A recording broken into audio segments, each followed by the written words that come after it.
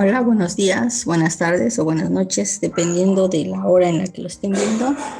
No voy a poder utilizar mi cámara porque por alguna razón dice que no la puede activar, así es que lo voy a dar así. Les voy a platicar acerca de la fotosíntesis, que muchas gracias a Ciencia Virtual que me invitaron a dar este curso dirigido a docentes de educación primaria. Espero poder hacerlo bien. Mi nombre es Laura Carrión Palau, soy bióloga egresada de la Escuela Nacional de Ciencias Biológicas del Instituto Politécnico Nacional y hice mi primera pininos de investigación científica con mi tesis de licenciatura estudiando los tegobolos, que son unos caracoles que viven en el lago de Catemaco, y el trabajo consistió en detectar en qué momento se alcanzaba la madurez sexual. Eso es importante porque si detectas esa talla, evitas que se capturen organismos más pequeños que todavía no se han reproducido y por lo tanto mantienes el reclutamiento. Después hice la tesis de maestría también en la Escuela Nacional de Ciencias Biológicas bajo la dirección del doctor Sergio Guzmán del Pro, pero así fue como conocí Baja California Sur, porque el trabajo de campo se realizó en Bahía Tortugas y ahí trabajé con microhábitat de juveniles de abulón, Aliotis fulgens y Aliotis corrugata, o sea, el abulón azul y el abulón amarillo, que se alimentan principalmente de macroalgas rojas que crecen del lado opuesto de la piedra. Esta es una piedra en la que crecen. Y estos organismos se desarrollan en ambientes bañados por la corriente de California. Esa corriente de California es fría y trae muchos nutrientes. Permite el crecimiento de macroalgas grandes como las macroalgas cafés Macrocystis pirifera, y coincidió con el fenómeno del niño del 97-98 en nuestro estudio, de tal forma que se aceptó un proyecto para evaluar exactamente el efecto del niño, y todas las poblaciones de macrocystis se redujeron, estaba desértico, pero se recuperaron 2 años después con una niña fuerte que traía agua rica en nutrientes y fría. Después, cuando acabé la maestría, entré a trabajar al Centro de Investigaciones Biológicas del Noroeste en el Laboratorio de Biotecnología de Microalgas con la doctora Berta Olivia Redondo, y ahí mi trabajo consistió en analizar la calidad nutricional de las microalgas, o sea, la cantidad de proteínas, carbohidratos y lípidos que producen, lípidos poliinsaturados, a partir de los nutrientes que les dábamos, ¿no? Nitrógeno, fósforo, sílice y la cantidad de radiación, irradiancia o luz que les podíamos proveer. Entonces es un poco evaluar la eficiencia de la fotosíntesis. Después, en mi primer sabático hice el doctorado en la Memorial University of Newfoundland, porque ahí estaba el experto en evaluar fuentes de carbono y de nitrógeno en ecosistemas y cómo se transferían de un nivel trófico al siguiente.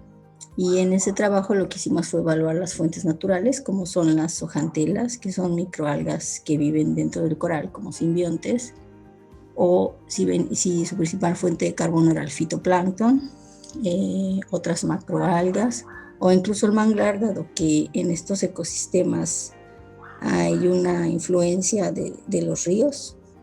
Y finalmente sí había un efecto, por ejemplo, de aguas residuales, dado que a veces los ríos traen aguas que no están tratadas, ¿no? Entonces ese fue el objetivo de la tesis de doctorado.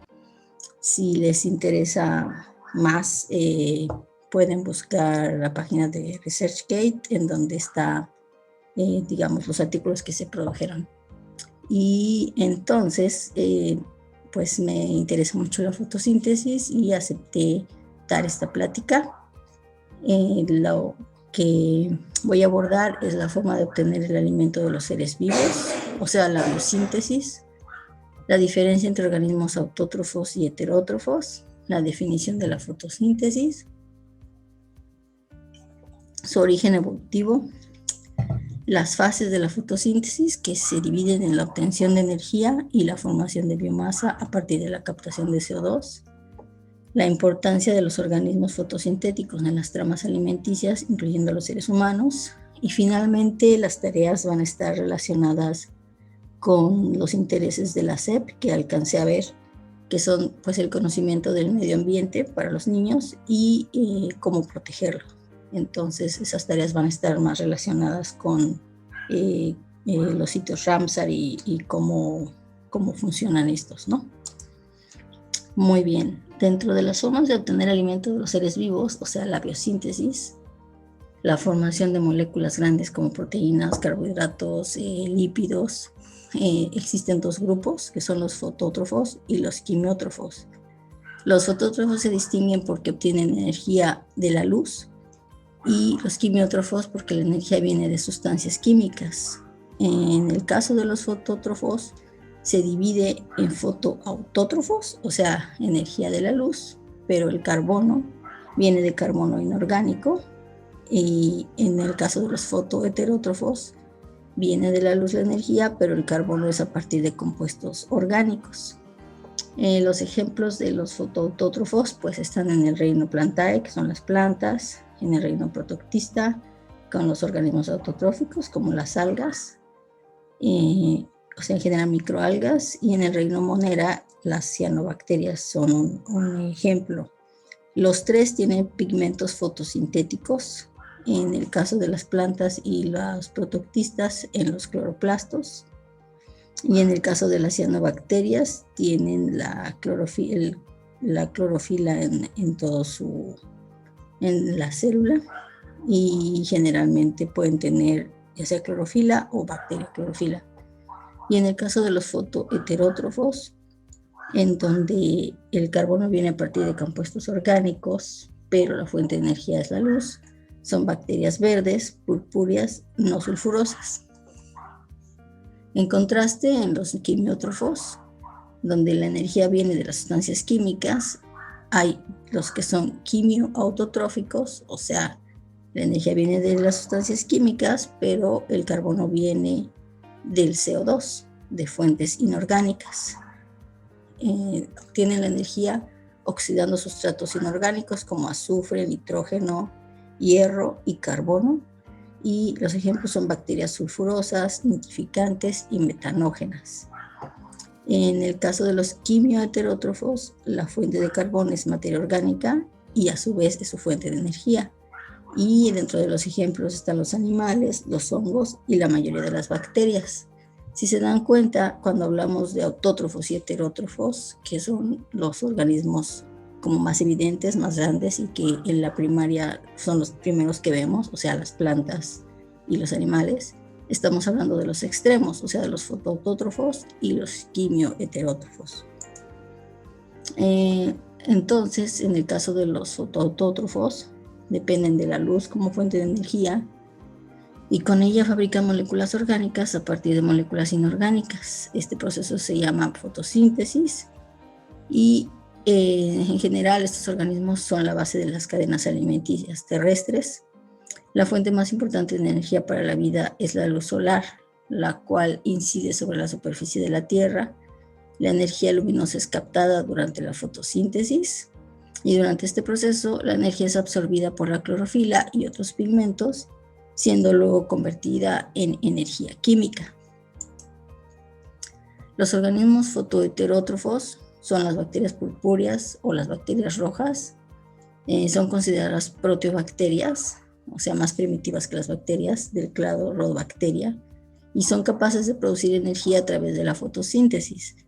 Poseen pigmentos llamados bacterioclorofila A o B y otros carotenoides, y la fotosíntesis tiene lugar en centros reactivos sobre la membrana celular, para lo que utilizan energía solar, pero a diferencia de las algas y las plantas, las bacterias usan radiación infrarroja. No producen oxígeno porque el agente reductor no es el agua, o sea, el donador de electrones, sino que en las bacterias purpúreas del azufre en general es el sulfuro o el azufre, y en las que no son del azufre es el hidrógeno. En los organismos quimioautótrofos, como son las bacterias nitrificantes, obtienen energía de la oxidación del nitrógeno orgánico, o sea, del amoníaco, en lugares en los que la descomposición de proteínas es intensa.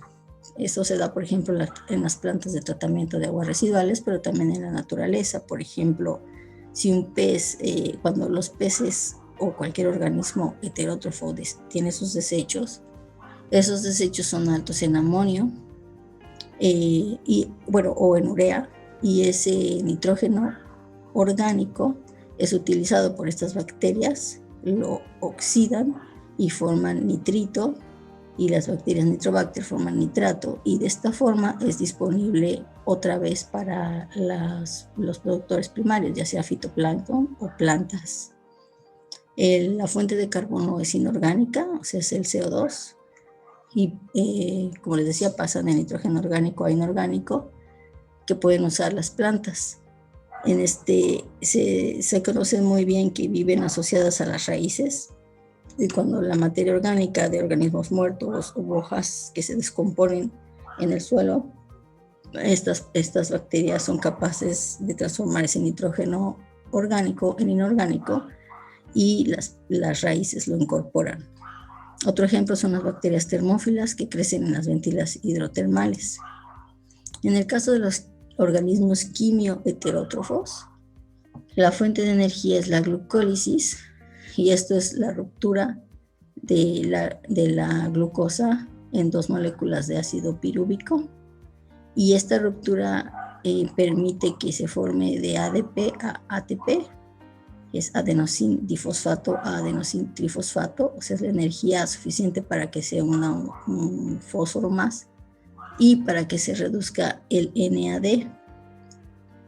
Entonces se forma NADH, dos moléculas, y esas se utilizan después para la formación de ácido láctico, por ejemplo, cuando es una fermentación incompleta, o si hay la piruvato descarboxilasa, se libera CO2 y se forma acetaldehído.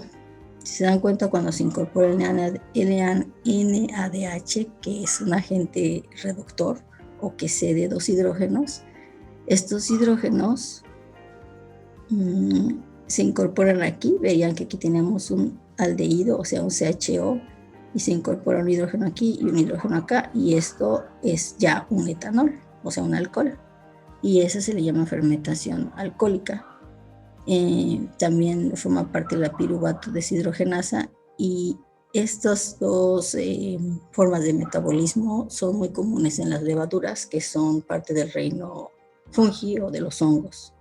En el caso de los organismos heterótrofos, la mayoría, o en los animales, por ejemplo, la oxidación de la glucosa es completa, es decir, se incorpora la glucosa y se obtiene al final dióxido de carbono.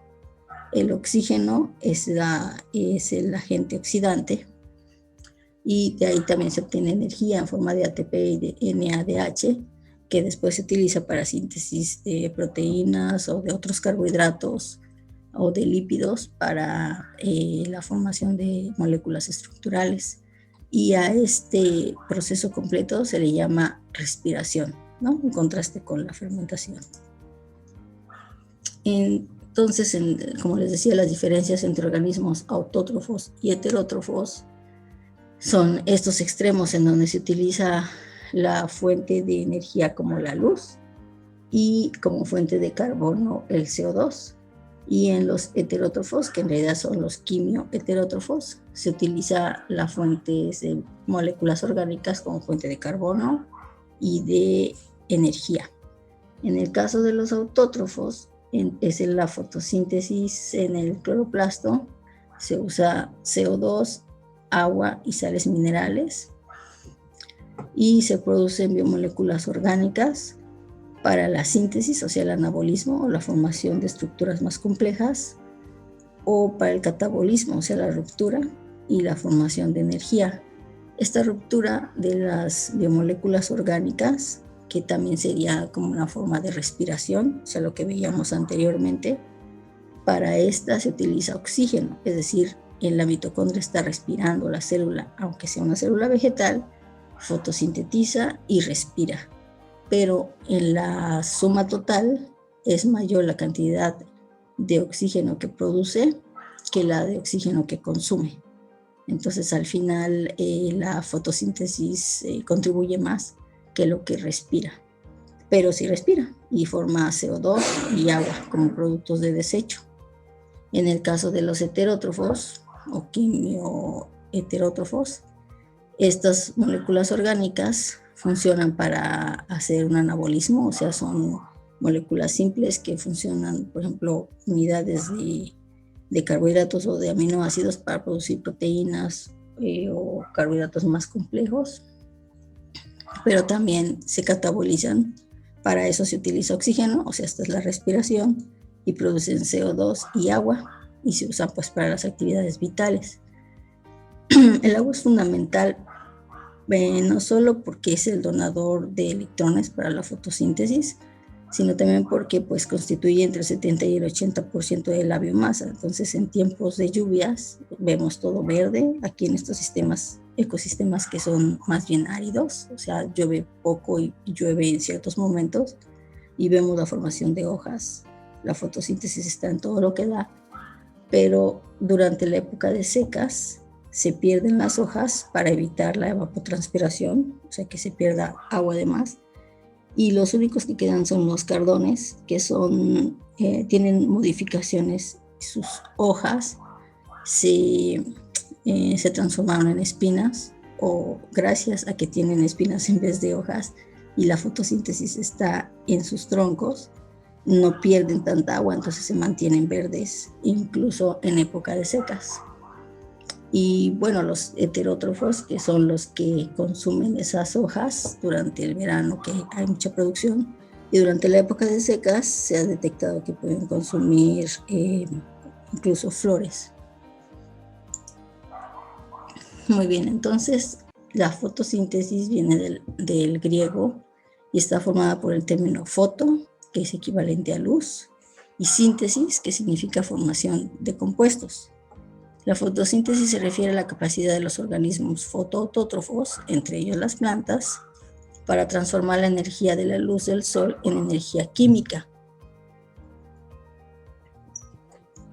Este proceso permite a las plantas sintetizar su propio alimento, carbohidratos, proteínas y lípidos. Para que se realice este proceso es necesario que se cumpla con las etapas de la fotosíntesis. Por una parte, la disponibilidad de luz y la presencia de clorofila. Esto ocurre mientras la planta recibe luz, ya sea natural o que venga de una fuente artificial. Y la otra etapa, que es la oscura, se le llama, en realidad no tiene que ser en la noche, pero no depende de la luz. La fase luminosa recibe este nombre porque todas las reacciones que ocurren dependen de la presencia de la luz. Esta es captada por la clorofila, permitiendo que se realice la fotolisis.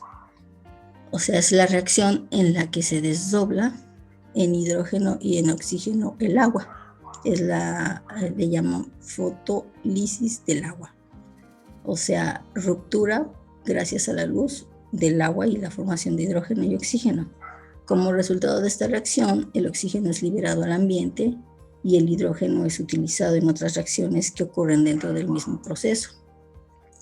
La fase oscura recibe este nombre porque las reacciones que ocurren en ella no dependen directamente de la luz, pero esto no significa que ocurre durante la noche.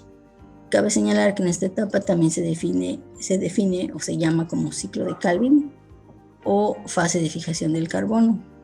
Esta fase requiere de compuestos formados durante la fase luminosa, además del dióxido de carbono que es tomado del ambiente.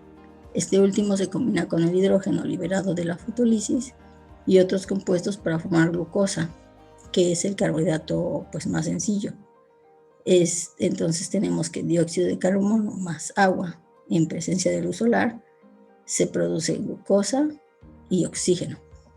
Aquí los elementos que inicialmente intervienen, que son el dióxido de carbono y el agua, se usan 6 moléculas de CO2 y 6 moléculas de agua para producir una molécula de glucosa y se liberan 6 moléculas de oxígeno al ambiente. Y Si pensaron que qué tal que hubiéramos extraído la clorofila y entonces podemos estar produciendo biomasa con la luz y clorofila, se descubrió que no se puede hacer porque esta forma parte de un fotosistema. Después del fotosistema le llaman fotosistema 2, luego hay una cadena de transporte de electrones y luego un fotosistema 1. En este primer paso, que serían las reacciones luminosas, es donde interviene el agua y se libera el oxígeno. O sea, el agua es la donadora de electrones, se oxida y se libera como oxígeno. Y resultado de de la oxidación del agua se obtienen ATP y NADPH, que se utilizan en la fase oscura o en el ciclo de Calvin, en donde se incorpora CO2 del ambiente más agua que viene de las raíces, y en estas son reacciones independientes de la luz, ocurren en el estroma y se va formando glucosa como producto final, y dado que el CO2 se redujo a glucosa, o sea, se incorporaron los hidrógenos aquí, el NADP queda sin hidrógeno y se produce otra vez ADP, que después como que se recargarán acá en la fotosíntesis y se vuelve a hacer el ciclo, ¿no? ¿Por qué es que la clorofila está fundamental y también los otros pigmentos? Lo que pasa es que, si se fija, la clorofila tiene un centro de magnesio, está rodeada por nitrógenos y tiene muchos dobles enlaces en su molécula. Estos dobles enlaces permiten la captación de electrones, aumenta su energía y es capaz de pasarla a otras moléculas. El caso de la clorofila B, el betacaroteno y la zeaxantina se les llama pigmentos antena. Ellos no hacen en sí la fotosíntesis, pero sí captan los fotones y se los pasan a la clorofila A. Cuando hay un exceso de radiación solar, aumenta la producción de betacaroteno o de zeaxantina, o también de luteína, que si se fijan, la única diferencia es el OH aquí para la zeaxantina o el OH acá para la luteína. Y sirven como si fueran canales que concentran la luz, ¿no? Los fotones que recibe la clorofila. Entonces, decíamos, la clorofila aislada no fotosintetiza porque está inmersa en un fotosistema, y la media global de eficiencia cuántica, o sea, cuántos fotones se necesitan para hacer la fotosíntesis, son de 75 micromoles de fotones por metro cuadrado por segundo. Así es como se mide la irradiancia o la cantidad de radiación en el espectro visible. Se llama PAR, Photosynthetic Active Radiation, o sea, radiación para activar la fotosíntesis. Y como vemos aquí, desde la clorofila B, la luteína, la zeaxantina, el betacaroteno y el licopeno hacen este transporte de energía en un complejo de pigmentos antena y se la pasan a la clorofila A. Esta clorofila A está en el centro de reacción P680 o P760, que son la longitud de onda a la que captan esta energía, y los electrones que se obtienen del agua, o sea, son por la oxidación del agua o por la donación de electrones del agua. La clorofila los pasa al sistema de transporte de electrones. Cuando hay un exceso de iluminación, la clorofila, las ficobilinas, las fucosantinas y las pirininas aumentan de 4 a 12 veces. Por ejemplo, en las lagunas de desecación del Guerrero Negro, no sé si les ha tocado ver, pero se ve naranja, y uno se pregunta ¿qué es eso?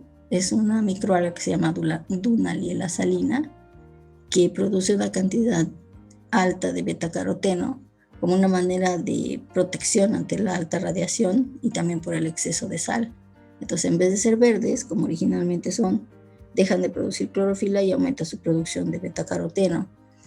Este betacaroteno, estas son las microalgas tal cual, las colectó la doctora Redondo y yo extraje con acetona y con hexano. Es una prueba para ver cuál era más eficiente, y aquí ya pudimos obtener los pigmentos que, al separarlos por un proceso que se llama HPLC,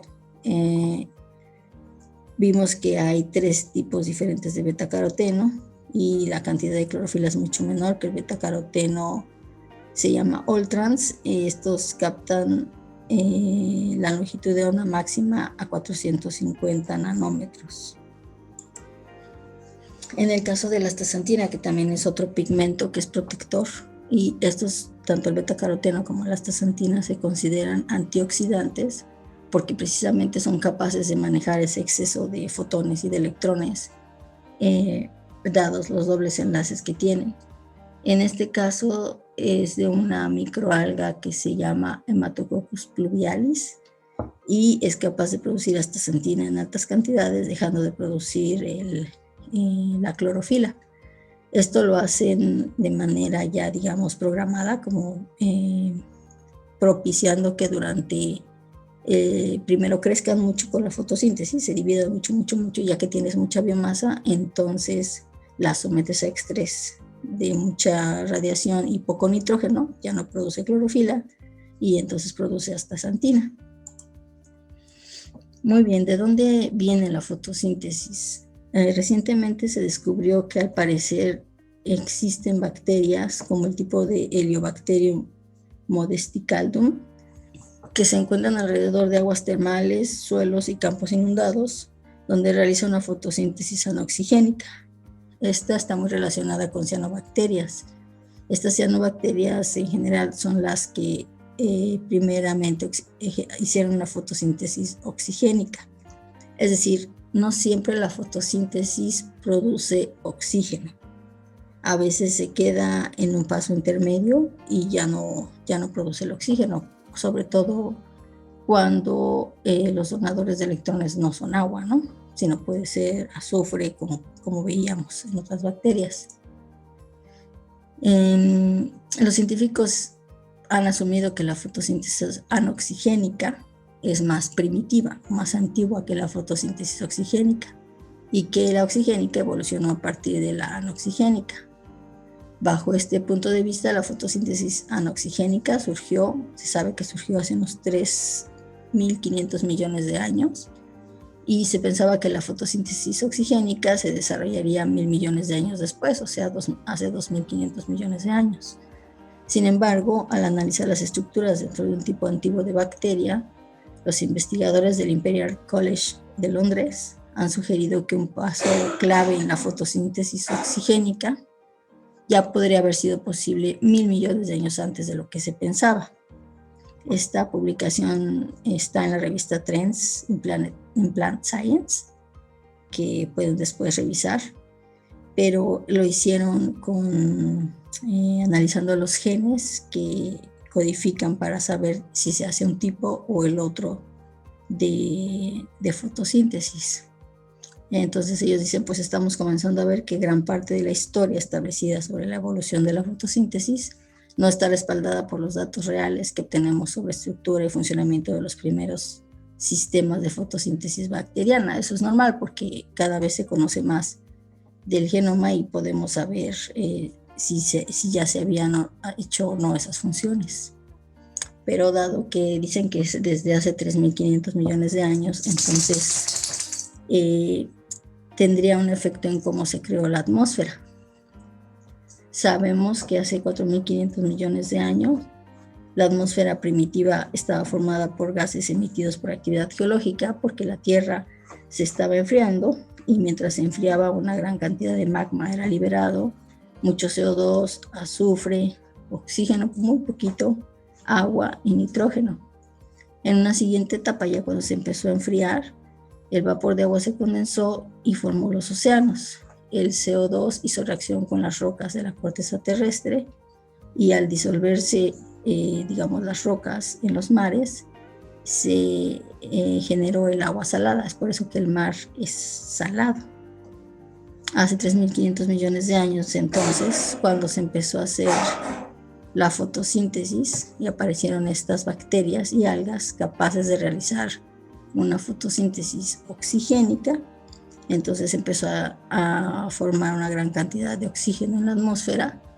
Ese oxígeno formó la capa de ozono, que es oxígeno con tres moléculas de oxígeno que retienen los iones. Y esta protección permitió que la vida evolucionara hacia formas multicelulares, y con el tiempo se formó una atmósfera muy similar a la que habitamos hoy, en la que aparecieron organismos capaces de utilizar el oxígeno para producir energía.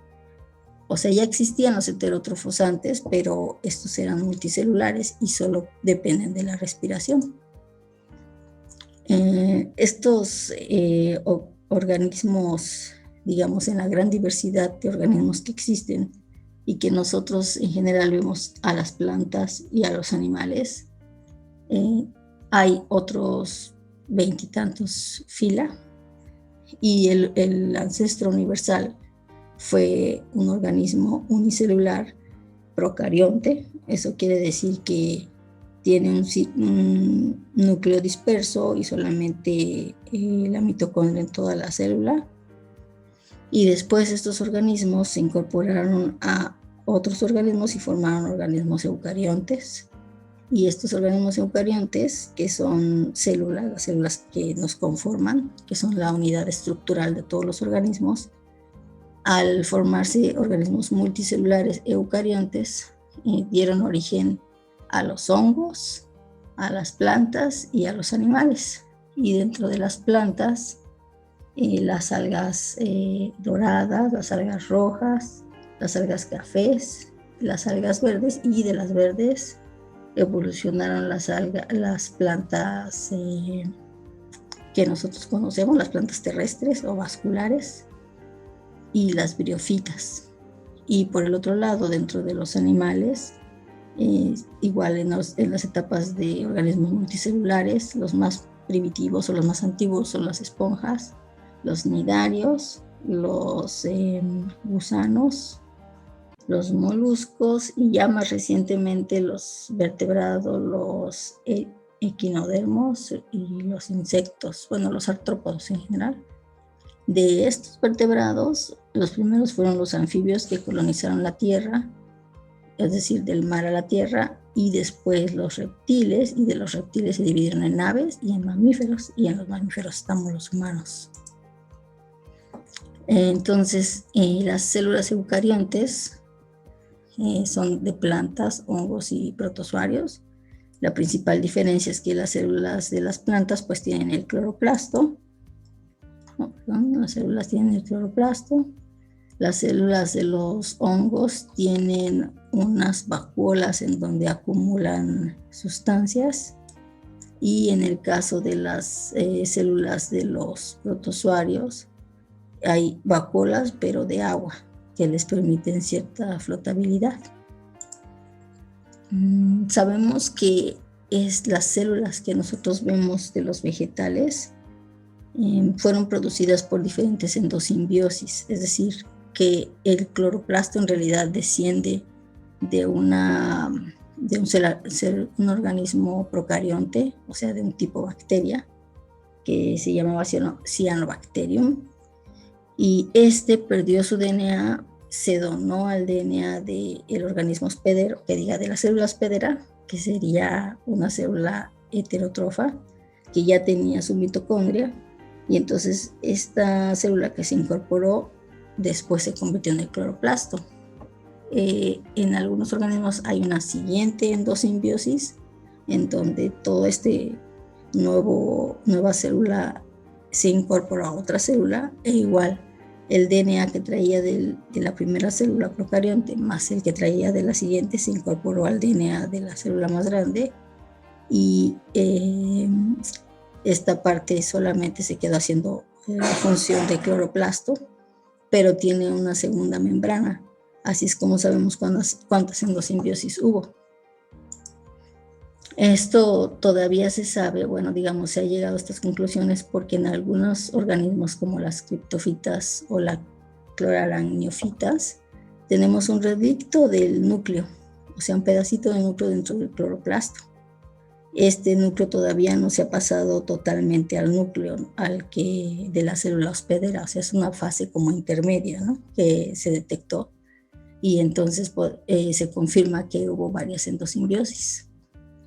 Estas endosimbiosis dieron lugar a toda la diversidad de organismos autótrofos fotosintéticos que conocemos, y son bastantes. O sea, nosotros a partir de dos grandes lineajes, que serían de las algas verdes y de las algas rojas, a partir de las verdes se formaron las clorofitas y de ahí las plantas vasculares terrestres, y también las euglenofitas y las cloraracniofitas, y de una siguiente endosimbiosis de las rojas se formaron las criptofitas, luego las heterocontofitas, que son las macroalgas, como la de Macrocystis, que llaman kelp en inglés, las diatomeas, las crisofisias y las haptofitas, pero después hubo una tercera endosimbiosis, y entonces de ahí vienen los dinoflagelados, que son los organismos que después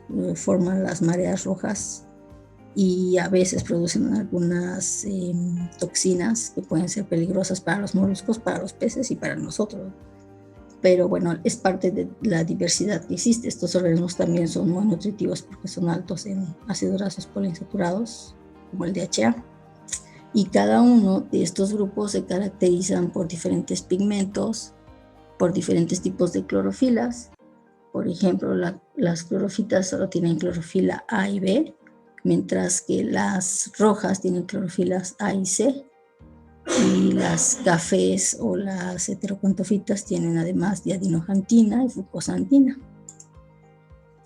A nivel macro, ya como organismos multicelulares, también se dan las simbiosis, que son relaciones ecológicas entre organismos autótrofos y heterótrofos, en las que ambos salen beneficiados. También hay simbiosis en donde no necesariamente tiene que ser autótrofo y heterótrofo, ambos heterótrofos o ambos autótrofos.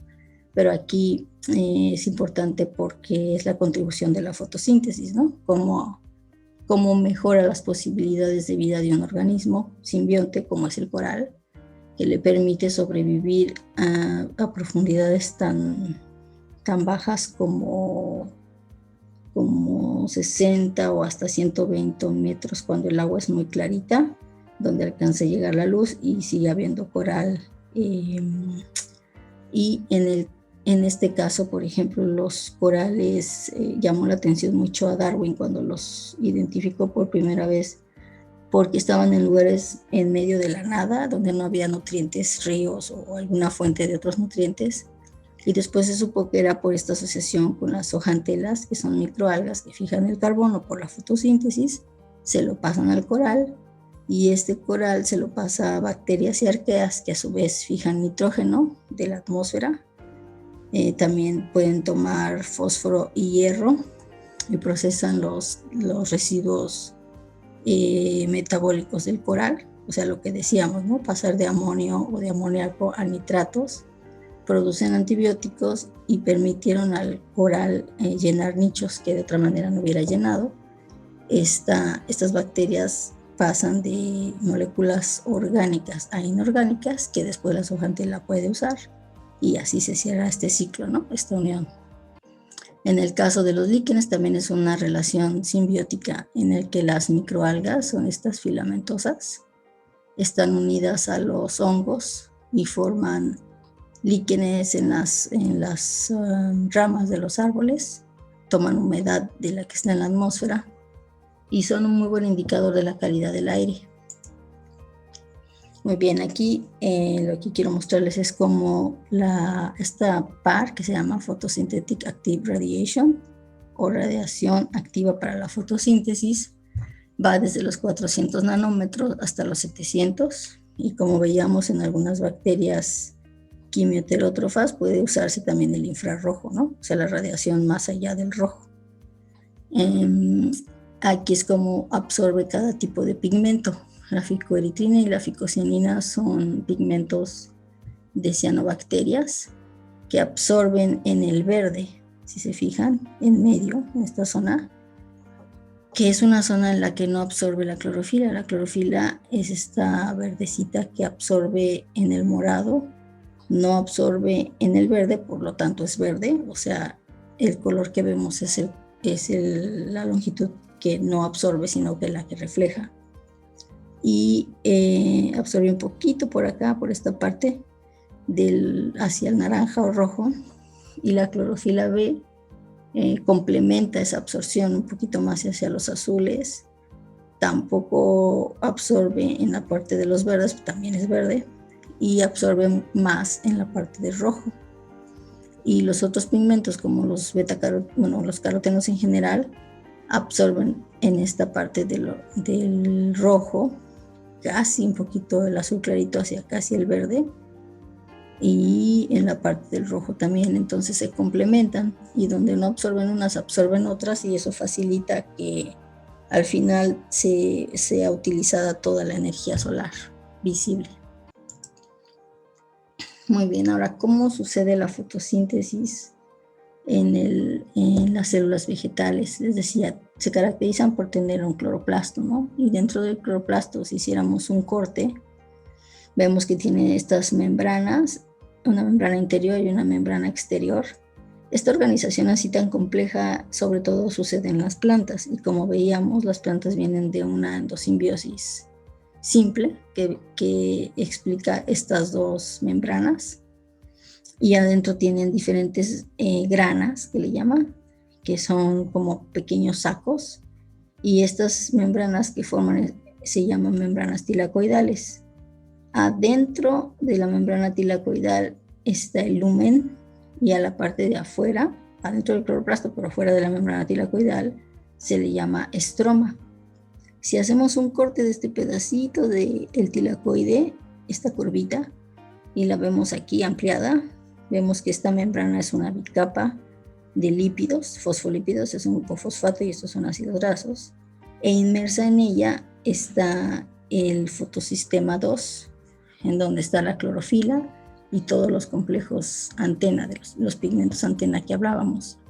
Entonces la luz entra por este fotosistema 2, y la energía que entra es suficiente para romper la molécula de agua en oxígeno y en hidrógeno.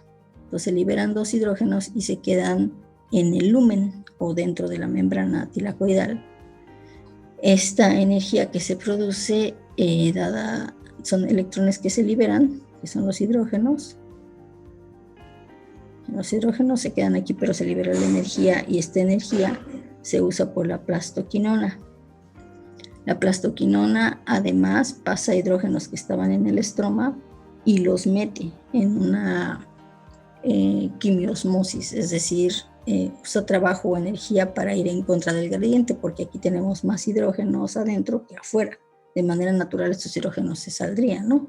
Pero aquí está invirtiendo energía para meterlos. Entonces genera una diferencia de voltaje, digamos, ¿no? De electrones adentro. Pero esta plastoquinona pasa los electrones hacia el fotosistema 1.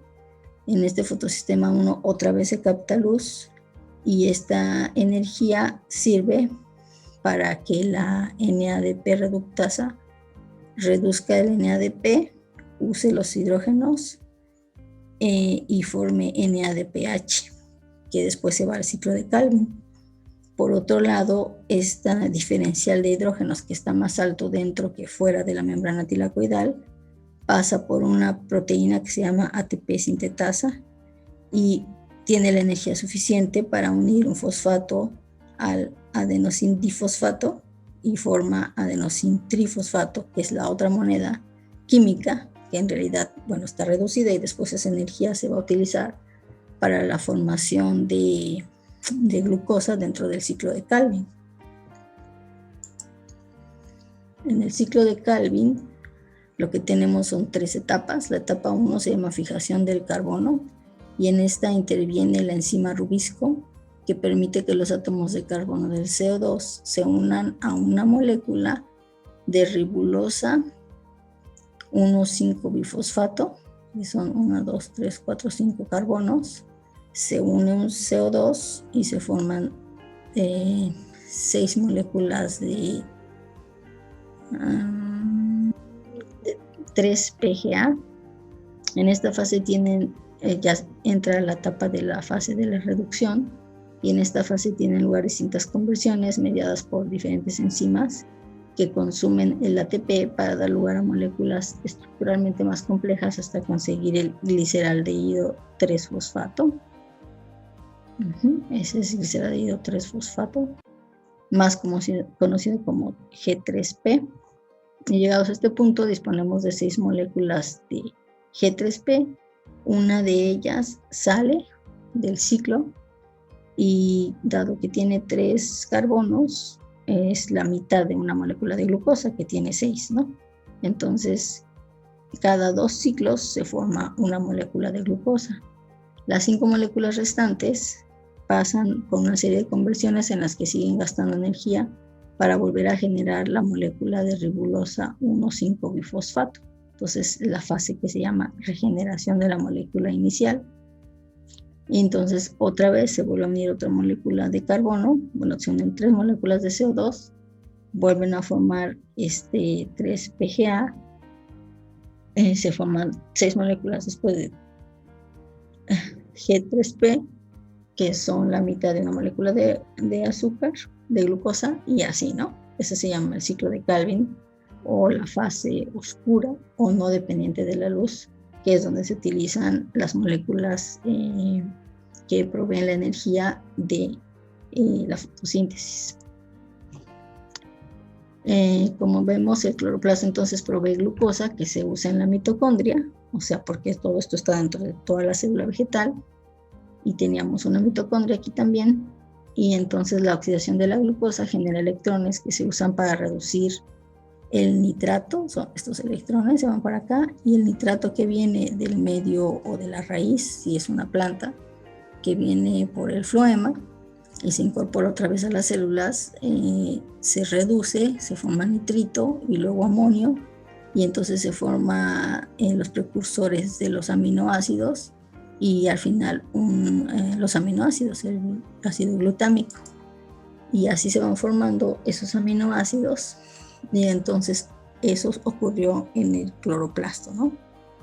Pero afuera del cloroplasto, en el retículo endoplásmico rugoso, el RNA mensajero que viene del núcleo se incorpora al retículo endoplásmico rugoso, y ahí esta información que tiene el ADN es leída, digamos, por los ribosomas. El ARN de transferencia trae por un lado al ARN mensajero y por el otro un aminoácido específico que se va produciendo por el cloroplasto, y lo va tejiendo, ¿no? Lo va uniendo hasta formar una proteína. Entonces, bueno, los aminoácidos son las moléculas estructurales de las proteínas que se sintetizan en el retículo endoplásmico.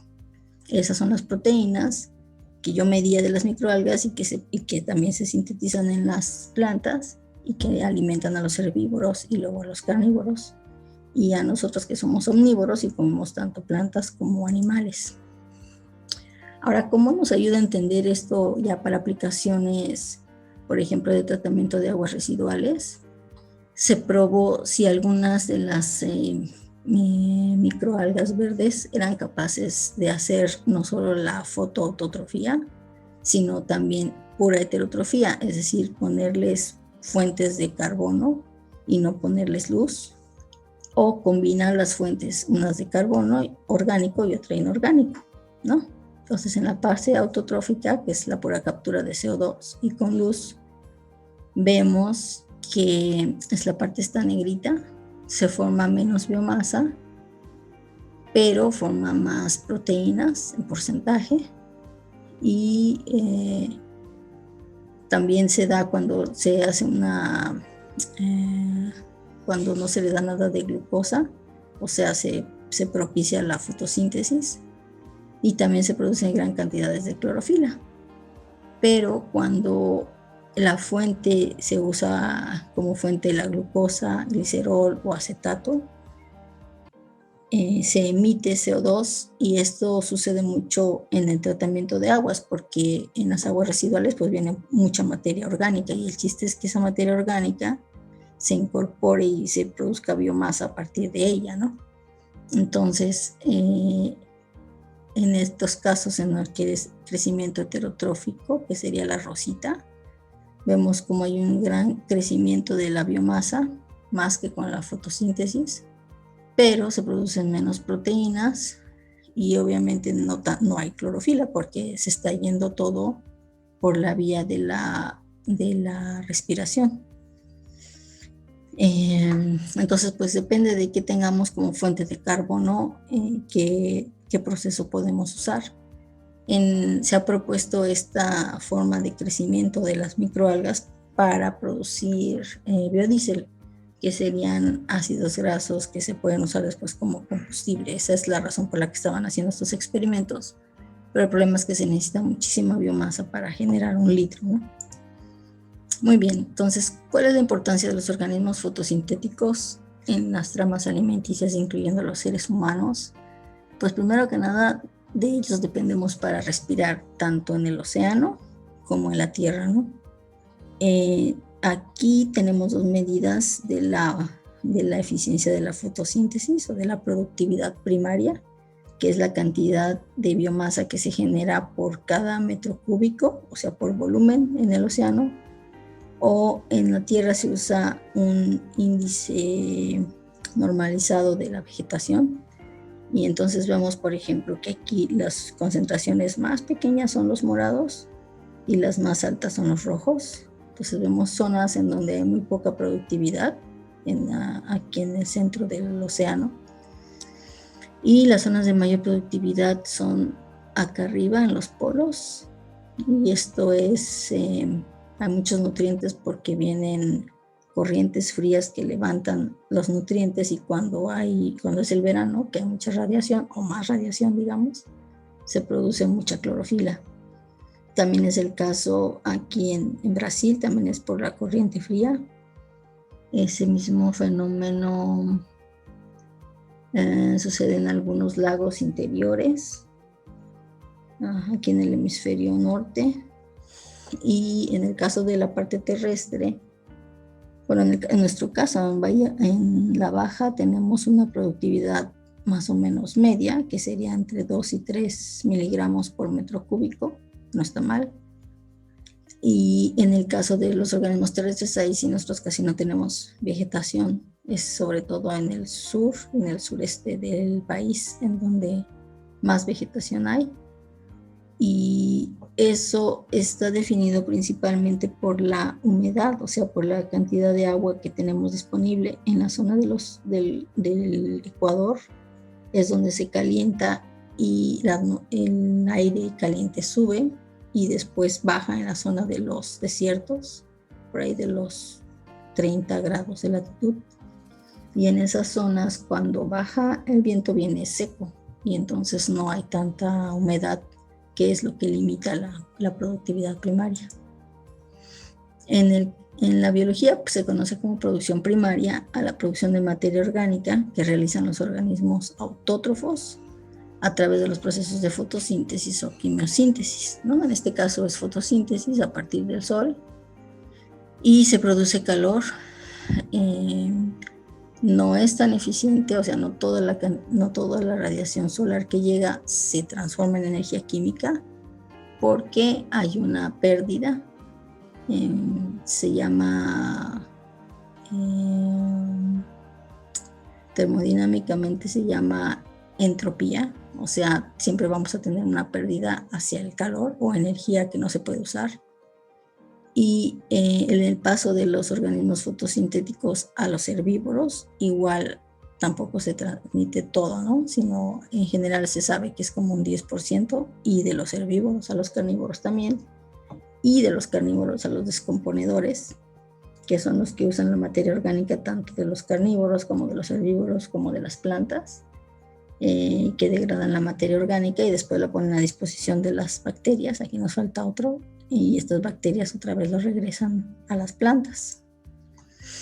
Esta productividad primaria se expresa en términos de energía acumulada, o sea, calorías por mililitro por día o calorías por mililitro por hora, en caso de que estemos hablando de fitoplancton, o en términos de materia orgánica sintetizada, o sea, gramos por metro cuadrado por día o kilogramos por hectárea por año. que es un método más fácil y más asequible, ¿no? Si fuera en el mar sería gramos por metro cúbico por día o kilogramos en general, por metro cúbico por año. Entonces podemos calcular la productividad de una hectárea, por ejemplo, de alfalfa en un año, cortando 4 veces y midiéndola, ¿no? Pesando la materia tenida fresca o en seco, y podríamos saber que en algunas regiones se llega a producir hasta 100.000 kilogramos por hectárea por año en peso húmedo. Entonces aquí vamos a comparar dos ecosistemas, uno del Canal de la Mancha y otro de Silver Springs en Florida. Y los coloritos que vemos son el gris, son los productores primarios, que serían plantas o fitoplancton. El azul son los consumidores primarios, el rosita los consumidores secundarios y el amarillo los consumidores terciarios. Entonces vemos que se necesitan 809 plantas para que crezcan insectos herbívoros y caracoles, 37 gramos por metro cuadrado, y estos a su vez producen 11 gramos por metro cuadrado de peces, de consumidores secundarios, y estos 5 gramos por metro cuadrado de peces que son consumidores terciarios. Sin embargo, aquí vemos que en el fitoplancton, con 4 gramos por metro cuadrado se pueden producir 21 gramos por metro cuadrado de zooplancton. Decimos, pues, ¿de dónde viene? Y lo que pasa es que el fitoplancton tiene una tasa de reemplazo muy alta, o sea, se reproduce cada 3 o 4 días. Entonces el zooplancton puede seguir comiendo y comiendo y comiendo, no se acaba el fitoplancton porque se reproduce. Y eso favorece que se concentre la biomasa en las cadenas tróficas marinas. También se puede evaluar como número de individuos por hectárea. Y aquí comparamos un pastizal en el verano y un bosque templado en el verano. Por número de organismos, se necesitan 1.500.000 plantas de pasto para alimentar 200.000 insectos herbívoros, herbívoros, y 90.000 insectos depredadores, y todo eso da una ave. En cambio, en un bosque templado solamente se usarían 200 árboles, y tú dices, pues está muy pequeño en los productores primarios, pero son árboles, o sea, en biomasa seguramente es mucho más. El número de organismos solo son 200, que pueden alimentar a 150.000 insectos herbívoros y estos a 120.000 insectos depredadores, y a su vez pueden alimentar a 5 aves. O sea, un bosque templado es más productivo que un pastizal. La transferencia de energía entre los niveles tróficos no es muy eficiente, como decíamos, ¿no? Solo un 10% de la productividad neta de un nivel termina como productividad neta en el siguiente nivel trófico. Esta productividad neta es la diferencia entre lo que se genera por fotosíntesis y la energía que se respira dentro de la misma célula fotosintética. Como veíamos, también tiene cloroplasto, pero también tiene mitocondria. Entonces se le resta, digamos, la respiración, y a eso se le llama productividad neta. Las pirámides ecológicas son representaciones visuales de ese flujo de la energía, la acumulación de biomasa y la cantidad de individuos en los diferentes niveles tróficos.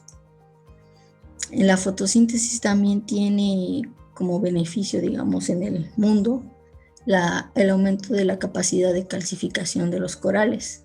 Entonces las zooxantelas, que como decíamos son microalgas que viven en simbiosis con el coral, incrementan la fijación de carbonato de calcio en forma de aragonita, que es tipo de mineral que usan los corales, y que gracias a la fotosíntesis la aragonita aumenta de 3.2 veces que se acumula en la oscuridad hasta 25 veces en el día.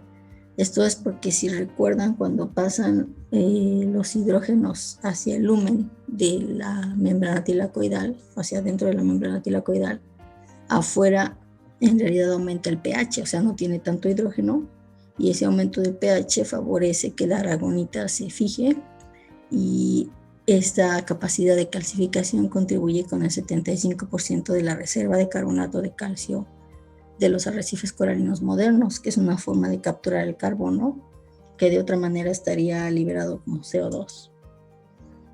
En los ecosistemas marinos y en particular de arrecifes coralinos que están cerca de los ríos.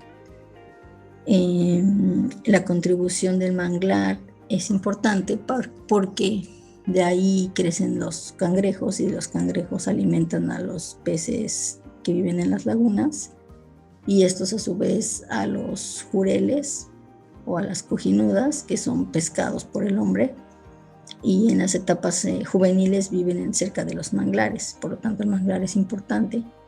A su vez se ha detectado en el zooplancton también algunas partículas de manglar, junto con el zooplancton, y este también consume fitoplancton, consume partículas de pastos marinos, y este zooplancton a su vez es alimento de peces pequeños, y estos peces pequeños son alimento de peces más grandes. También las macroalgas contribuyen hacia los herbívoros, a los peces herbívoros u omnívoros, y a los erizos, que a su vez son alimentos de otros peces que comen erizos y moluscos. Y estos peces en niveles tróficos más altos, que son hasta de 3.7 por ahí, son los que pescamos. Cuando los que se pescan en una pesca estamos tomando estos peces grandes que a su vez se alimentan a peces más pequeños y estos a su vez principalmente del fitoplancton. Y las aves también se alimentan de estos peces.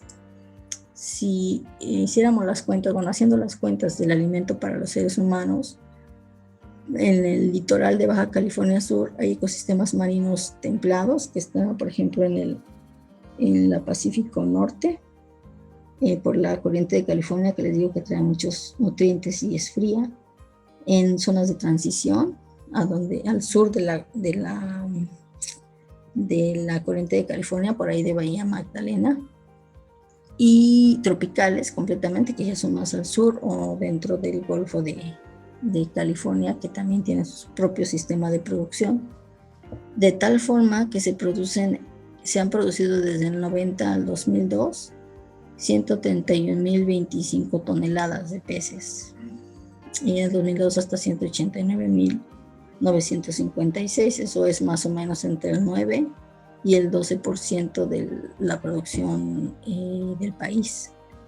Entonces, así es como contribuyen la fotosíntesis en las cadenas tróficas y después en los peces que comemos y que sirven mucho pues para el turismo, para la venta dentro y fuera del estado. Y finalmente, pues dentro de las tareas, quisiera que investigaran cuánto carbono fijan los manglares y qué son los sitios Ramsar, que es una manera de protegerlos, pero ustedes que lo expliquen, y también cuántos y cuáles son los sitios Ramsar en Baja California Sur. Esta es la página de los sitios Ramsar y por favor envíenme sus respuestas al correo lcarrion@simnor.mx y muchas gracias.